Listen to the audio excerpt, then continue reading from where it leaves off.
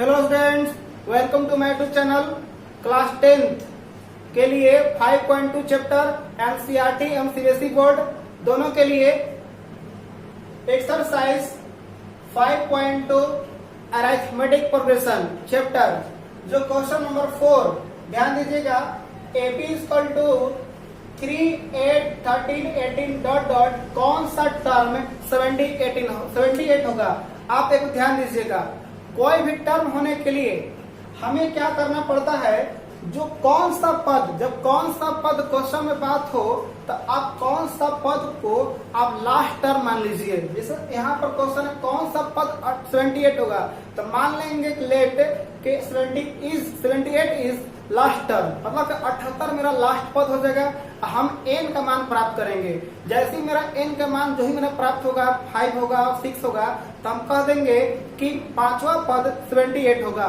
और ध्यान दीजिए n का वैल्यू वही होगा जो n का वैल्यू पूर्ण अंक के रूप में होगा। n is not possible fraction या डेसिमल या नेगेटिव, मतलब n का मान संभव नहीं होगा। कब? जब आपका n का मान या तो आपका माइनस में आता है, या n का मान आपका पूर्णांक में आता है, या n का मान आपको दशमलव में आता है। ये तीनों कंडीशन में n का पॉसिबल नहीं होगा। जब भी n का वैल्यू संभव होगा तो पूर्ण अंक होना चाहिए, जैसे 5, 6 ऐसे होना चाहिए। देखिए फाइंड करते हैं, मान लेते हैं कि 78 मेरा लास्ट टर्म होगा, तो f एक वैल्यू 3 हो गया। आप डीप फाइंड कर लीजिए, a2 माइनस a1 यानी 8 माइनस 3 इक्वल टू 5। हमें n का वैल्यू फाइंड करना है, तो n equal to 78, a plus n minus 1 into d equal to 28, a equal to 3, n minus 1, d equal to 5, 78, n minus 1 5 plus है minus होगा n minus 1 28 minus 3 25 यानी 15 हो गया, इसलिए n इक्वल टू 15 माइनस से प्लस हो गया 16, यानी n इक्वल टू 16। हम कह सकते हैं कि इस AP का 16 टर्म यानी 16वां पद जो होगा 78 होगा। और देखिए नेक्स्ट क्वेश्चन 5 का फर्स्ट, ध्यान दीजिएगा 5 का फर्स्ट भी बहुत ही आसान क्वेश्चन है। हमें बताना है 7, 13, 19 डॉट डॉट 205 में कितने पद है, मतलब यहाँ से यहाँ तक पहुँचने के लिए हमें कितना पद होना चाहिए।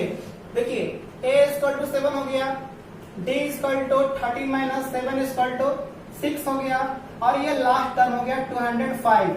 हम n का वैल्यू फाइंड करके हम प्राप्त बता सकते हैं कि कौन सा पद होगा, क्योंकि n equal to a plus n minus 1 into d, n equal to 205, a equal to 7, n minus 1, d equal to 6, 205 minus 7, n minus 1 into 6, 15 7 के 8 बच गया, यहाँ पर 9 होगा 1, n माइनस 1 इंटू 6, 6 3 जा और 6 3 जा, n इक्वल 33 प्लस 1 34, यानी 34th टर्म इस 205। आप देखिए क्वेश्चन नंबर 6, 5 में टोटल क्वेश्चन 2 क्वेश्चन था। आप सेकंड क्वेश्चन आप स्वयं सॉल्व कीजिएगा और हमें कमेंट बॉक्स में बताइएगा। आप देखिए क्वेश्चन नंबर 6, एक क्वेश्चन है क्या AP 11, 8, 5 तो एक पद माइनस 150 होगा, क्यों? बताना कि इस AP का कोई भी पद माइनस 150 होगा कि नहीं होगा। ध्यान दीजिएगा a इक्वल टू 11 हो गया, d equal to a2 minus 7 यानी 8 माइनस 11 माइनस 3 हो गया, और ये लास्ट टर्म मान लेते हैं कि 150 होगा। ठीक है, अब फाइंड करते हैं n। हमें n बताएगा कि कौन सा पद इस AP का माइनस 150 होगा। तो अंतिम पद ज्ञात करने के लिए फॉर्मूला होता है n माइनस 1 इंटू d। अंतिम पद दिया हुआ है minus 150, a equal to 11, n minus 1 और d equal to minus 3, minus 150 plus है माइनस हो जाएगा n माइनस 1 माइनस 3 माइनस 161 हो गया, n minus one into minus three, यहाँ से माइनस माइनस कटा सकते हैं। n minus one equal to 161/3, n equal to 161/3 plus 1 3, 161 plus 3 164/3। अब ये नहीं कटेगा, यानी हम बताएं अभी कि जब भी n का वैल्यू होगा हमेशा पूर्ण अंक होना चाहिए, जबकि यहाँ पर ये फ्रैक्शन फॉर्म में है, इसलिए इस AP का कोई भी पद -150 नहीं होगा। And it not possible value is equal to fraction form, इसलिए इस AP का कोई भी पद -150 नहीं होगा। अब नेक्स्ट क्वेश्चन अगले वीडियो में मिलेंगे। Thank you.